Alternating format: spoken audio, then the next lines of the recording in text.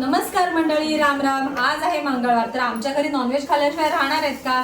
त्यांना पाहिजे म्हणजे पाहिजे. आज परत आल्या नवरा काळी पिशवी घेऊन.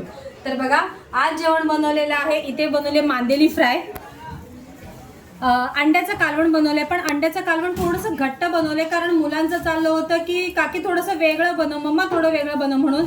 कांदा लिंबू आज मुलीने कापूनच ठेवला. बोलते तू दरवेळेला विसरतेस आणि बोलते सबस्क्रायबरला की हा तुम्ही तुमचं बघून घ्या करून. त्यासोबत आहे ज्वारीची भाकरी, चपाती आणि भात. आणि बघा, आज तर मी नॉनव्हेज खात नाही, म्हणून माझ्यासाठी आहे ना एकदम कोकणी स्टाईलने बनवलेलं आहे वालाचं बिरडं. अप्रतिम असं लागतं. मी तिखट खात नाही म्हणून ते कमी तिखटाचं बनवलेलं आहे, नाहीतर त्याच्यावरती तुम्हाला मस्त मालवणी मसाल्याचा असा तडका दिसला असता. त्याच्यासोबत आहे चपाती, ज्वारीची भाकरी.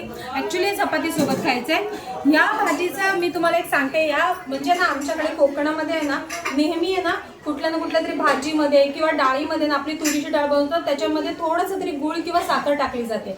ह्याच्यामुळे काय होतं, पहिला मला आजी नेहमी सांगायची फोडणी देताना, मानसी चिमूटभर तरी साखर टाक, मानसी थोडंसं तरी गूळ टाक. मी हा म्हणायची, कधी टाकायची कधी नाही टाकायची. पण आत्ता कळतंय खरंच ते पित्तनाशक असतं.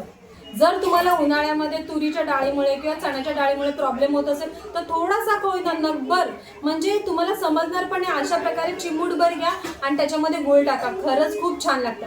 भाकरीची मध्ये सांगते, तुम्ही म्हणाल 2-2 ताटात का भाकरी ठेवलेली आहे, तर ही आहे ना मी आईंसाठी कडक करायला भाकरी ठेवते.